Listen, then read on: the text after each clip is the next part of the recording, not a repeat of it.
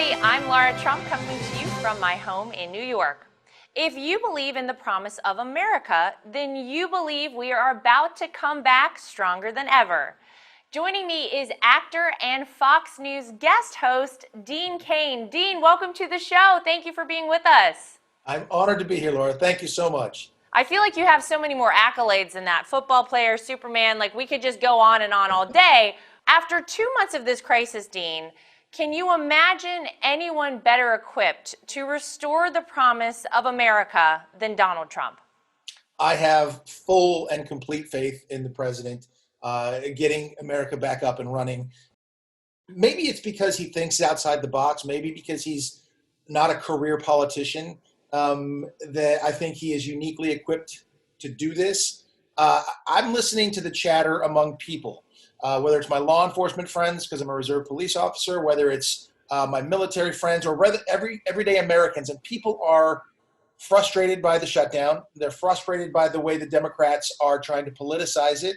And they're anxious and excited to get back to work, while, of course, being careful. But Americans are ready to go. And I think the president has a certain innate feel, and he can feel what everyone's sort of saying behind closed doors, unless, of course, they're celebrating the shutdown because they think it might hurt him politically, which incredibly, I think Democrats are doing that quite a bit, politicizing this and sticking so many weird things in these bills to help, the coronavirus relief. It's unreal. So I think the president is uniquely situated to do a heck of a job. And I think he's done as good a job as anybody could possibly do under the circumstances. Nobody knows the answers, not even medical professionals, 100%. I think he's done a fantastic job, and I really have great faith in him continuing forward. Yeah, you're right. The president does have some sort of really unique ability to feel these things out. And he said, Dean, from the beginning, the cure cannot be worse than the virus itself. And I think that's what we're talking about as we're starting to try and get back to our sense of normal across the country. But you just brought up a good point. I wanted to get your thoughts about the way that Democrats take Americans for granted by exploiting this crisis. I mean, we know this is probably good for Joe Biden because he's able to hide out in the basement. He's not on stage somewhere making big gaffes. But they are putting really crazy far left ideals. They're trying to plug it into these bills. What are your thoughts on the way that they've conducted themselves? Well, I think it's going to, for everyday regular Americans who probably don't pay attention to the way bills are formed and put together, this is what the political process is like, unfortunately, in America. That when a bill comes in, if it's a bill about helping steel workers, okay, they're going to stick 75 different things in that, the pork things and so on and so forth. People don't understand how that works. Now I think Americans are seeing it happen because it's the only thing we're paying attention to, and they're looking like, why does there have to be, there's what, 1,815 pages of legislation for this third coronavirus relief bill. But the thing is, it's filled, 1,815 pages. It's massive. And they're putting all sorts of pork inside it. And people get it that doesn't make sense. And I think it's really going to hurt the Democrats in November because it's out there and they're sort of exposed. It's like, why would you put $25 million in the Kennedy Center? And it doesn't make sense to everyday Americans when, they're going to survive. What about these businesses that are going under? So I think it's going to really hurt the Democrats. I think it's obvious what they're doing. And it's crazy. And I've said this before, and I guess it's kind of cliche. If President Trump cured cancer, people would be screaming that he put oncologists out of work. And that's the craziness about it. So whatever he does is going to be deemed as wrong by the mainstream media. But I think regular, everyday Americans get that he's doing the best he can and doing a heck of a job, and as good as anybody could possibly do, maybe a heck of a lot better. Yeah, I think you're right. And we're just specifically talking about the coronavirus situation. But Dean, when you look at what Donald Trump was able to do in his first 3 years in office. Prior to coronavirus, we saw historic numbers for Donald Trump, whether we're talking about the historically low unemployment numbers, historic highs in the stock market, a record number of jobs, over 7 million new jobs created in this country. Everybody felt this economic boom, and why what Donald Trump and his administration were able to do was so successful in this country. With everything he had against him, it's almost astonishing he was able to accomplish anything from the beginning. And now we know that some of what was against him, this idea, this ridiculous idea, Dean, of Russia collusion, which we all knew was a farce from the beginning, now we have more evidence coming out every single day as to just how bad this was, as to how high it went within the government. You starred in a stage show called FBI Lovebirds Under Covers. What is your reaction to the latest revelations on the absolute witch hunt against President Donald Trump? Well, I called it a witch hunt from the very beginning.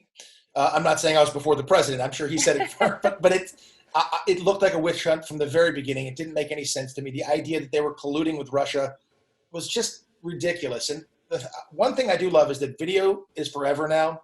Yep. And things people say on Twitter and the things they say when they're guests on talk shows, that stuff exists forever. And that's going to fly back in a lot of people's faces. It's happening right now. I think, having played Peter Strzok and been exposed to a lot of his text messages and watched him and paying attention to him, I think he thought he was doing the right thing. I think he thought he was being a super American, if you will, and he was doing the exact opposite. They were flouting the law.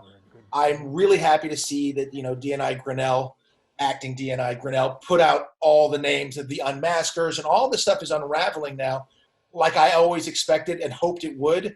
It's just terrifying that if President Trump had not been elected, all of this would have been swept under the rug, and Clapper right. and Brennan and Comey would, continue to tout their wonderful, spotless records when they were incredibly corrupt.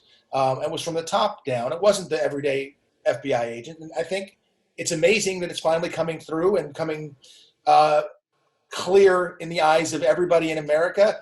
Maybe they could go back and watch some of the texts between Peter Strzok and Lisa Page. Amazing how 30,000 of them have just materialized and other things are coming out all the time. I think there's just a whole bunch of stuff that's been buried. And I think the fact that President Trump's in office, this stuff is going to get unearthed. And listen, November is the election. That's several months away. Between now and then, if the economy recovers and more of this stuff comes out, I can't see how President Trump wins this in anything other than an absolute landslide. And that's what I'm hoping for, because, I don't want to pick on Joe Biden, but Joe Biden, I don't feel comfortable with him becoming president of the United States by any stretch of the imagination. I'd love to see what President Trump can do with 4 more years. He's done unbelievable stuff in the first 3 years with the most ridiculous, incredible opposition from, the whole, the Russia collusion to the impeachment to the 25th Amendment to you name it.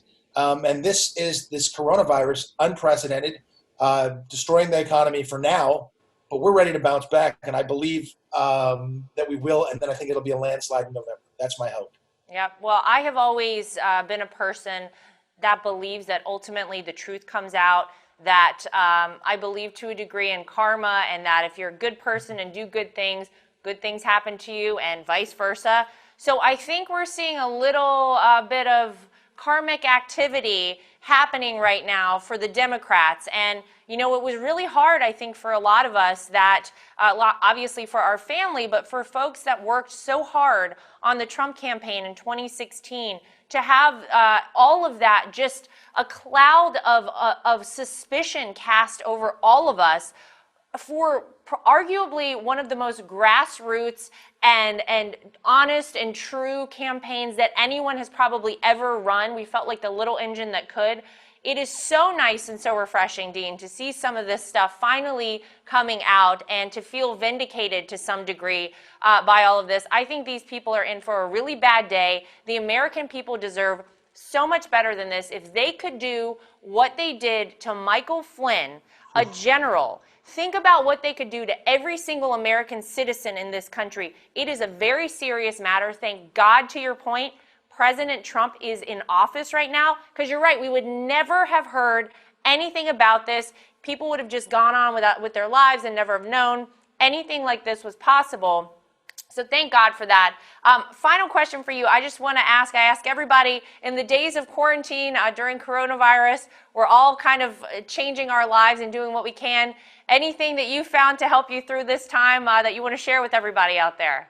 You know, for me, and it's unfair because I live in Malibu, California. It's gorgeous. It's beautiful. My son is home from school. He goes to High Point University in North Carolina, which I know is your home state. Yeah. And we actually were there at the rally in Charlotte Oh, awesome. before everything shut down. So he's back here. And so for me, it's been a time to be back home. I travel so much and work so much. Nobody that I know here in California is ill. Nobody's gotten sick. There's very few. I think there's 28 cases in Malibu. So for me, it's been sort of a forced staycation.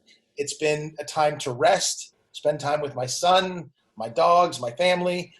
So I mean, I'm ready to work. It's cost me a lot in work, but I've also realized how important it is to do those things, to spend the time, take a breath, enjoy my home and my family more than I get to do. So maybe I'll work a little less when this is all over and things are happening. Probably not, but it's been really nice for me. And I've helped out a lot of people who haven't been able to travel, haven't been able to go to the market, people at risk. My own parents are, at high risk, and so I've been able to help a lot of folks, and that's been nice. But for me, it's really been a time to, bring everything together and sort of be home and reset my battery and reset maybe my values. And so, you got to remember what's important. And for me, there's nothing more important than my family and their health. And so it's been a great time for that. Unfortunate circumstances, but like I said, I'm ready to get back out there and get things rolling again. Like I think probably most of the rest of the world and certainly most of America. Yeah, that is right. Well, what a nice message to close us out. Dean, thank you so much for being with us today. And we look forward to seeing you back on Fox News sometime soon, whenever we can all work and travel again. Until that time, enjoy your family. And thank you so much for being with us. Lord, thank you very much. Neither crisis nor corruption by Democrats will prevent Donald Trump from restoring the promise of America very soon. That's the real news for today. If you'd like to get involved with Team Trump, go to donaldjtrump.com or download the official Trump 2020 app from the App Store on your iPhone or from the Google Play Store on Android. I'm Laura Trump, coming to you from my home in New York. Thanks for joining us, everybody.